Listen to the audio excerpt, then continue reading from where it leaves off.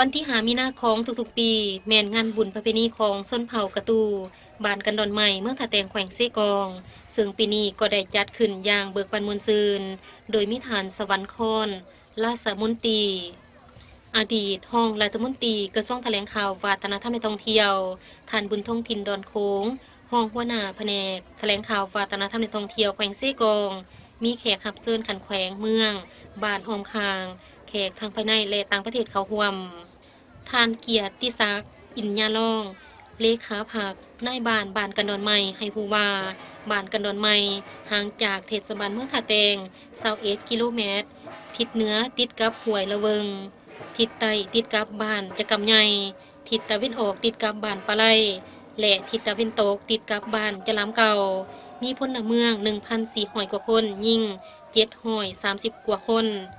เป็นบ้านหนึ่งที่มีหิตของประเพณีที่เป็นเอกลักษณ์ของเผ่าซึ่งได้สืบทอดกันมาแต่โดนนานพอเฮาถือเอาฮิตของพระพินีมาแต่ดังเดิมนับแต่ปู่ช่างกษาญาช่างกสีมาเฮ็ดฮิตของพระพินีบ้านเฮา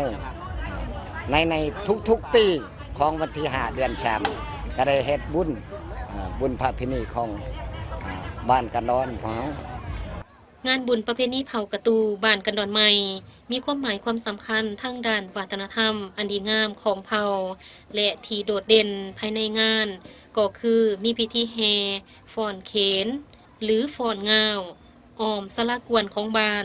ซึ่งเฮ็ดให้แขกที่เขาร่วมส้มต่างก็มีความประทับใจนอกนี้การจัดงานบุญประเพณีในครั้งนี้ยังเป็นการสร้างความเบิกบานมวลซืนและเต่าโฮมความสามัคคีของประชาชนภายในบ้านกับประชาชนบ้านออมคางให้มีความสามัคคีอย่างสนิทแน่นโอกาสเข้าร่วมงานบุญครั้งนี้ทานผู้วงพระมีสิทธิ์กรรมการศูนย์กลางแนวเล่าสังสาสตร์ประธานห่านคำผู้วงและสวนปรึกษา